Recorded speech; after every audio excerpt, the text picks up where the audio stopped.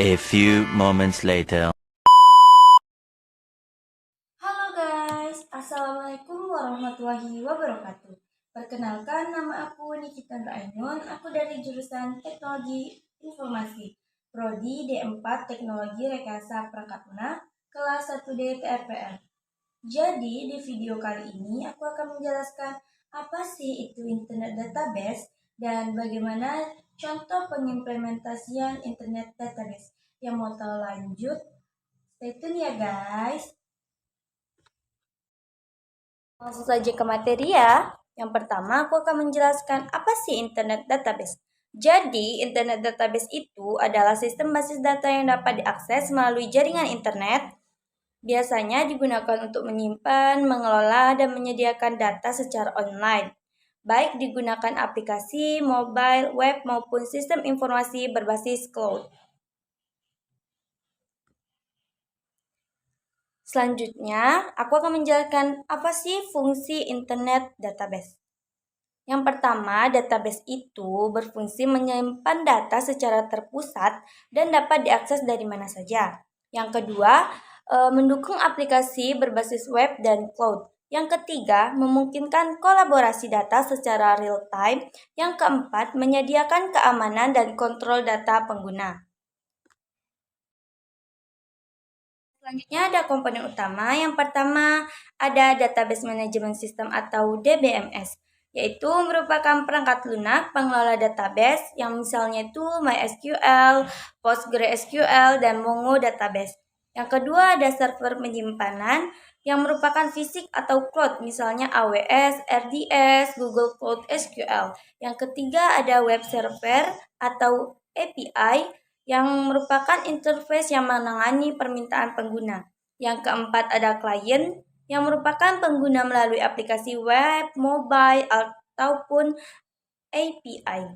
Yang terakhir ada jaringan internet. Jaringan internet ini menghubungkan klien dan server. Internet database juga mempunyai kelebihan dan kekurangan. Kelebihan yang pertama yaitu akses global kapanpun. Jadi, internet database ini bisa diakses kapan saja. Yang kedua, real-time collaboration dan backup cloud. Yang ketiga itu fleksibilitas. Skalabilitasnya itu bisa vertikal ataupun horizontal. Yang pertama tentu saja ketergantungan pada koneksi internet. Karena internet database ini menggunakan internet dalam penggunaannya. Yang kedua, risiko keamanan dan privasi.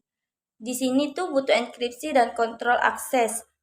Yang terakhir, biaya hosting dan pemeliharaannya ini cukup lumayan. Selanjutnya ada jenis-jenis internet database. Yang pertama, relational atau SQL, yang merupakan data dalam bentuk tabel memiliki relasi antar entitas. Yang kedua ada NoSQL. Ini lebih fleksibel, cocok untuk data tidak terstruktur seperti dokumen atau key value. Yang ketiga ada Cloud Database, yang merupakan database yang disimpan di cloud provider seperti Firebase, Amazon, RDS. Yang terakhir ada Distributed Database, yang merupakan database tersebar di beberapa lokasi fisik. Adapun karakteristik dari internet database, yang pertama itu bisa akses jarak jauh. Yang kedua, dapat diakses dari mana saja selama terkoneksi internet, tanpa perlu berada di lokasi fisik servernya. Nah, yang ketiga, berbasis web atau cloud. Yang keempat, umumnya itu dibangun pada platform berbasis web atau layanan cloud seperti AWS, Azure, atau Google Cloud. Nah, yang kelima ada multi-user dan kolaboratif. Yang keempat, mendukung banyak pengguna dari waktu bersamaan, cocok untuk lingkungan yang kerja kolaboratif. Ketujuh, real-time update. Yang ke-8, perubahan data bisa langsung terlihat oleh pengguna lain dalam waktu nyata. Yang ke-9, skalabilitasnya itu tinggi. Yang ke-10, dapat menangani perubahan pertumbuhan data dalam jumlah besar tanpa penurunan performa signifikan.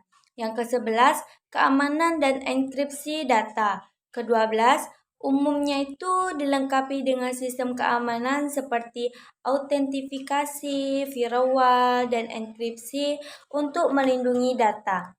Yang ke-13, integrasinya itu API. Yang ke-14, mudah dihubungkan dengan aplikasi atau sistem lain menggunakan API. Yang ke-15, pemeliharaan terpusat. Ke-16, administrasi dan pembaruan sistem dilakukan dari satu pusat, tidak perlu diatur secara lokal oleh pengguna. Nah, selanjutnya aku akan menjelaskan tentang manajemen internet database. Yang pertama ada pengelolaan data.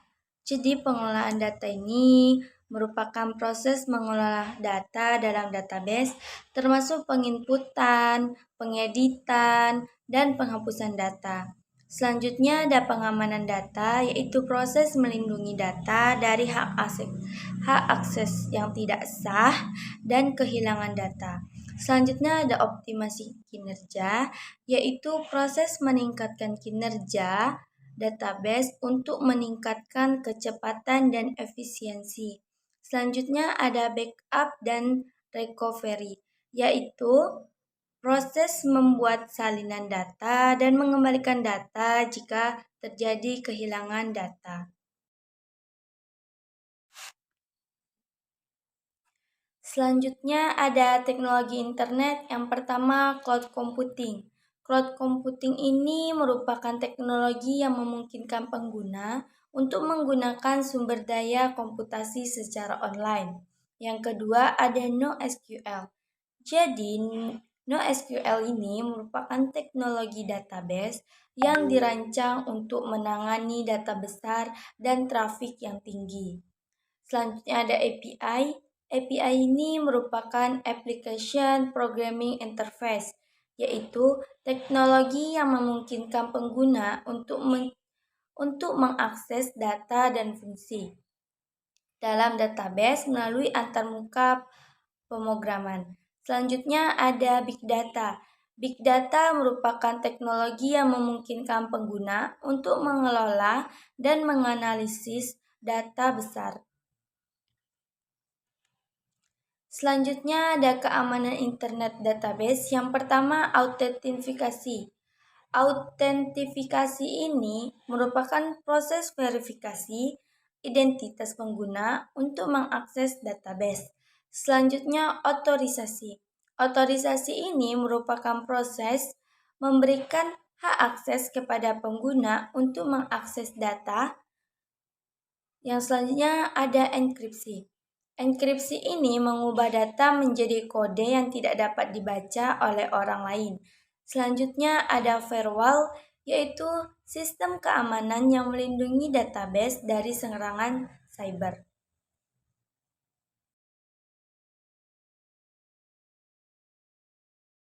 Cara kerja sederhana internet database. Yang pertama, pengguna mengakses aplikasi via browser. Yang kedua, browser mengirim permintaan ke server web.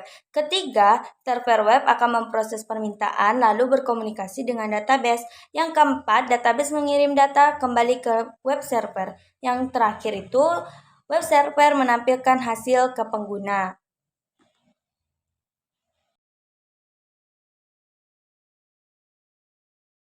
Selanjutnya ada contoh implementasi internet database. Yang pertama ada aplikasi e-commerce, contohnya itu Tokopedia, Shopee, dan aplikasi perbelanjaan lainnya.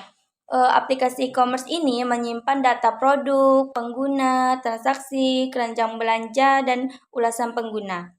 Dan database-nya itu disimpan di cloud dan diakses oleh jutaan pengguna secara bersamaan. Yang kedua ada media sosial, contohnya Instagram, Facebook, TikTok, dan lain-lain. Jadi media sosial ini menyimpan informasi profil pengguna, foto, video, komentar, dan pesan pribadi. Dan memanfaatkan database terdistribusi dan NoSQL untuk skalabilitas yang tinggi.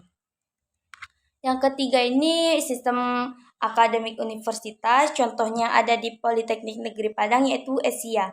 Jadi Asia ini menyimpan data mahasiswa, nilai, jadwal kuliah, dan pembayaran secara online. Dan database-nya itu bisa diakses oleh mahasiswa, dosen, dan admin kampus melalui internet. Nah, selanjutnya ada aplikasi SAS yaitu Software as a Service. Seperti contohnya tuh Google, DOS, atau Office 365. Jadi, setiap dokumen yang kita simpan itu tersimpan dalam database internet dan bisa diakses kapan saja dari berbagai perangkat. Dan dukungan kolaborasinya ini real time dengan penyimpanan data secara otomatis. Kesimpulannya adalah internet database merupakan sistem basis data yang dapat diakses melalui jaringan internet, memungkinkan pengelolaan dan pertukaran data secara global dan real time. Dengan dukungan teknologi seperti RDBMS, NoSQL, web server, dan API, Internet database menjadi fondasi utama dalam pengembangan sebagai aplikasi modern seperti e-commerce, media sosial, dan server informasi. Keunggulan utamanya terletak pada kemudahan akses, kolaborasi multi-user, serta fleksibilitas integrasi dengan layanan cloud dan aplikasi lainnya. Namun, penggunaannya juga memiliki tantangan seperti kebutuhan koneksi internet stabil, potensi ancaman keamanan, dan ketergantungan pada infrastruktur server.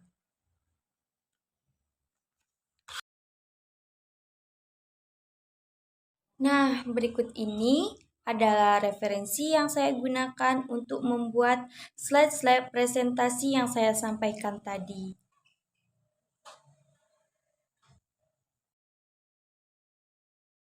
Sekian presentasi internet database saya. Saya mohon maaf bila banyak kekurangan di dalam video, kekurangan materi, atau kesalahan-kesalahan dalam pembacaan. Saya mohon maaf. Wabillahi taufiq walhidayah. Assalamualaikum warahmatullahi wabarakatuh.